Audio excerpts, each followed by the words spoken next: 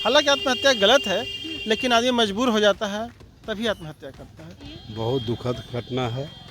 हम तो कहेंगे कि अतुल सुभाष हार गए और आत्महत्या कर लिए। नहीं करना चाहिए, थोड़ा हिम्मत रखना चाहिए, लोगों को साथ देना चाहिए।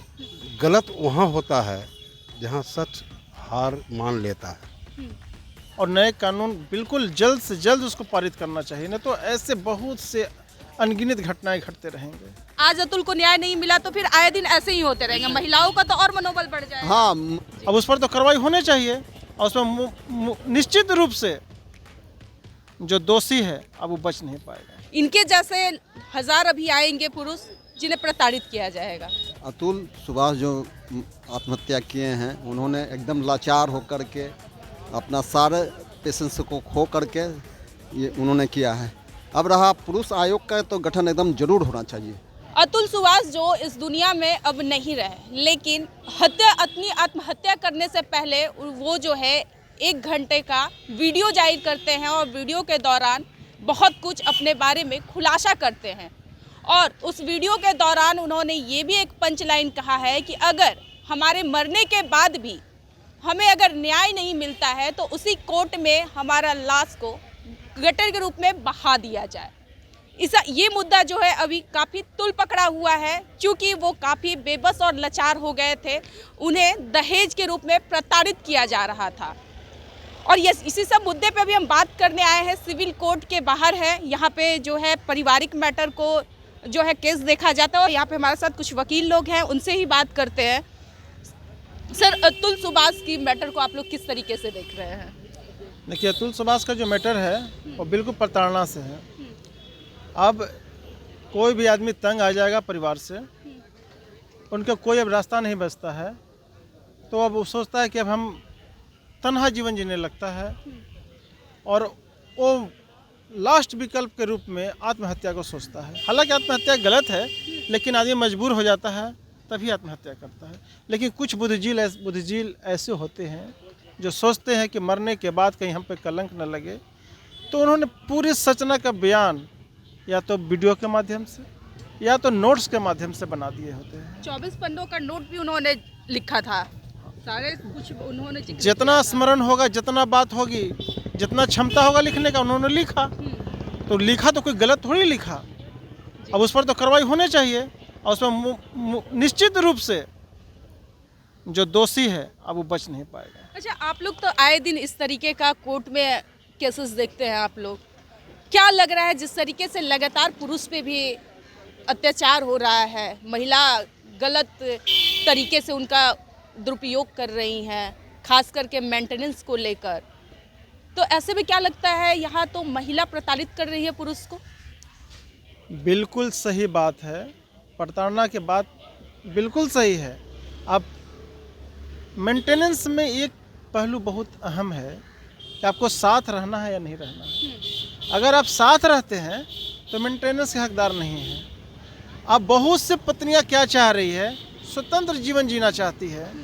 वो चाहती है कि हमको बस मेंटेनेंस देते रहो और तुम कहीं चले आओ, कहीं रहो। बस हमको उन्हें मेंटेनेंस से मतलब जी है, पैसे से मतलब है, उनको सामाजिक ताना पति से बाना मतलब नहीं है। बिल्कुल नहीं है।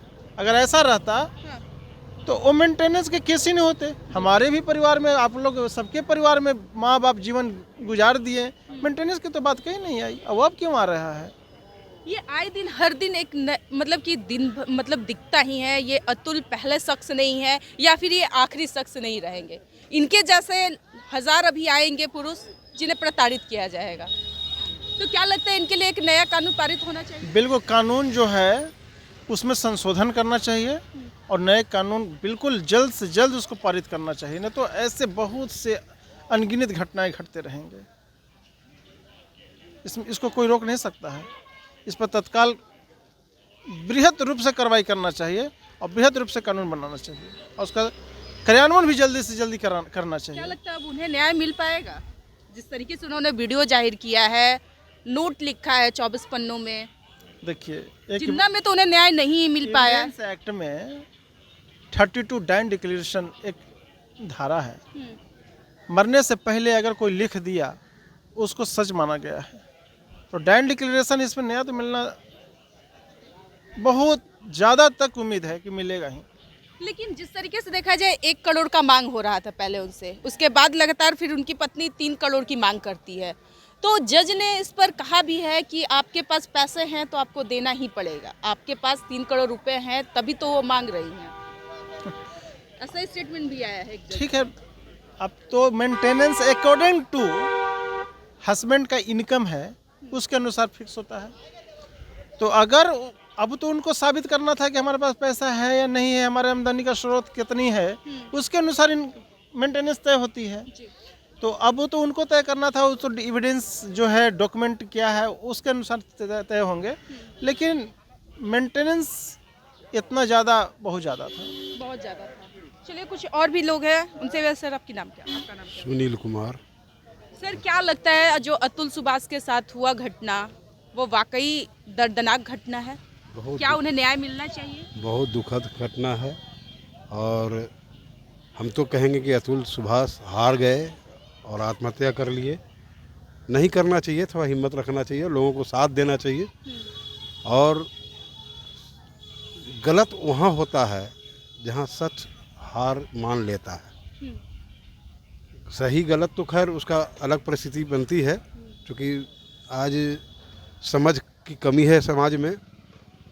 प्रोफेशनल हो गए हैं, अपने भोग कहिए या अपने चरित्र हनन कहिए, चाहे जो कहिए, जिस परिस्थिति बस बिछड़ाव आया है समाज में, जो नहीं अलग से कहीं इन्वॉल्व होते हैं, चाहे जो भी स्थिति आती है या लोग बस कहिए, जो समस्या आती है उससे लड़ना चाहिए।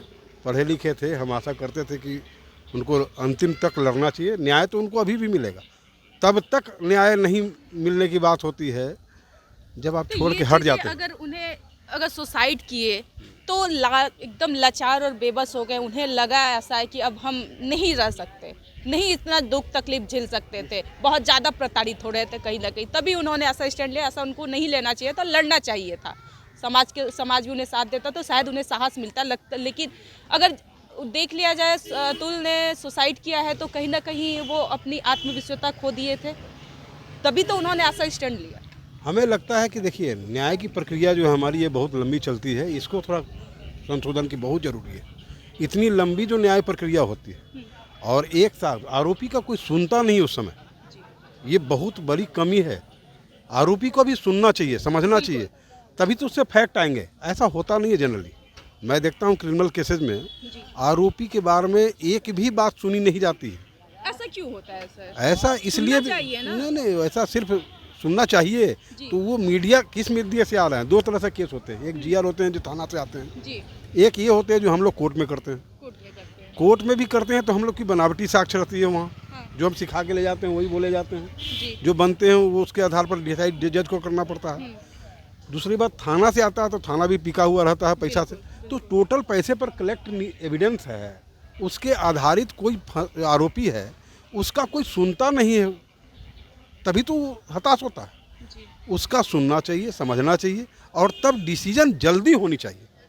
ये जो लंबी प्रक्रिया लगती है जिसमें काफ़ी लोग बीच में हार गए, ये बहुत जल्दी, क्या कहें, 34 वर्ष या 35 वर्ष का उम्र इनका रहा है, इसमें हमको लगता है कि 10 साल भी नहीं चला होगा केस इनका, लेकिन ये हार गए। यहाँ 20-20 साल चलता है केस, लड़ना पड़ता है। और उसके ऐसा नहीं लग रहा है कि वाकई उन्हें बहुत ज़्यादा उनके परिवार के तरफ से, मतलब कि पत्नी उन्हें प्रताड़ित कर रही थी, तभी तो ऐसा उन्होंने हार मान लिया? मैं यहाँ मैं सेवरल मुकदमा देखता हूँ और एक साथ सिर्फ वो हार गए वो अलग बात हो सकता है, लेकिन यहाँ 99% मुकदमा ऐसा ही होता है। यहाँ हर एक में प्रेशर रहता है। मैं देखता हूँ प्रेशर तो इसी रूप में बनता है कि कैसे इनसे पैसे ऐंठा जाए। अभी घर बेच के देंगे, अपने परिवार से हट के देंगे, कैसे लाएंगे वो जाने, इसकी कोई बात नहीं होती। सीधे सीधे अपना उद्देश्य सॉल्व होना चाहिए, हमको इतना चाहिए इससे, और नहीं तो मैं तुम्हें बर्बाद कर दूंगा, ये कर दूंगा, ये सब चलता रहता है।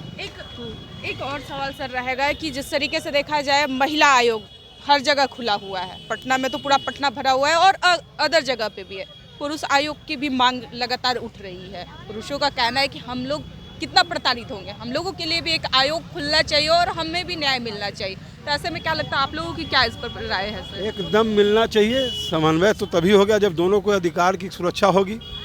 अधिकार की सुरक्षा के लिए होनी चाहिए, लेकिन हम समझते हैं कि कोई खास उतना बड़ा मुद्दा नहीं है। मुद्दा है कि आप कैसे समस्या को कैसे निपटना चाहते हैं, इस पर बहुत डिसीजन होता है। अगर आप मान लेते हैं तो बहुत बड़ा समस्या भी आपका तुरंत सॉल्व हो जाता है, और नहीं तो लोग लड़ने के लिए तैयार होते हैं तो लड़ना पड़ता है। और लड़ना अगर समस्या है तो लड़ना चाहिए, हम ये समझते हैं। क्या कहिएगा, आपकी क्या कुछ इस पर अतुल सुभाष को लेकर है?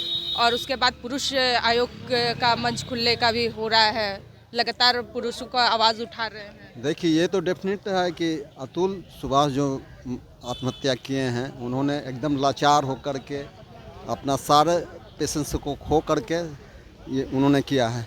अब रहा पुरुष आयोग का, तो गठन एकदम जरूर होना चाहिए, क्योंकि महिला आयोग का है, तो महिला अपनी जा कर के बात वहाँ रखती है, तो पुरुष को भी अपना बात रखने का मौका मिलना चाहिए।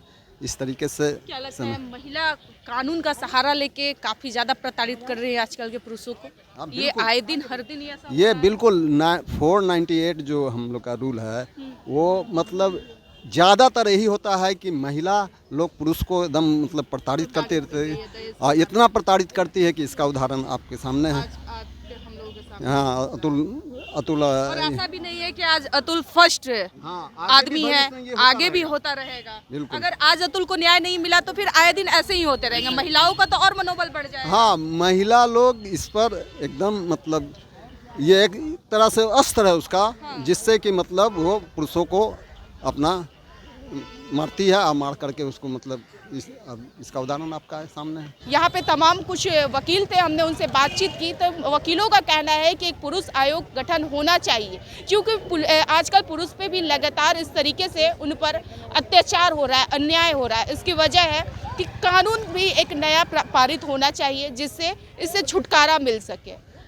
फिलहाल इस पर अब अतुल को लेकर आप लोगों की क्या राय कमेंट है, हमें कमेंट सेक्शन में जरूर दर्ज कीजिएगा।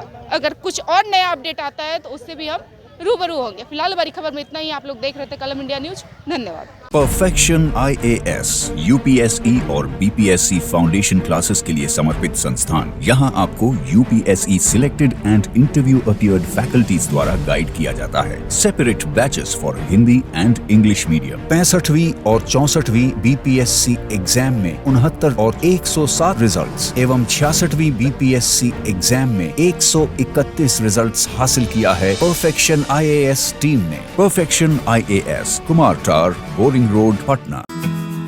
क्वालिटी से कंप्रोमाइज नहीं, अंतर्राष्ट्रीय गुणवत्ता की टाइल्स, सैनिटरी वेयर और बाथ फिटिंग्स उत्पादों के लिए एक बार मौका देकर देखें। श्री इंटरप्राइजेज, सेरा टाइल्स, दिग्गी कला, हाजीपुर।